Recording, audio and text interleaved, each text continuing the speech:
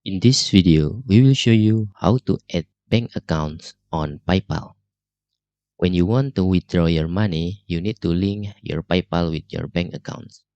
How to do that? First, after you log in into your PayPal dashboard, go to your profiles and select account settings. After that, in here, you can scroll down and select money, banks, and card. Okay.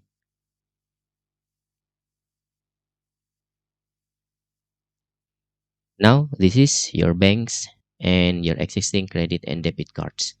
You can click link a bank to link your bank account with PayPal. Okay, just type your bank name, bank code, and account number. For example, in here, I will input my bank details. After you fill the all information, then you can click link your bank. Now, our bank is linked successfully, and you can click done here.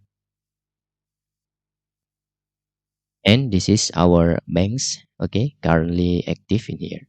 And that's all tutorial how to link our banks into PayPal account.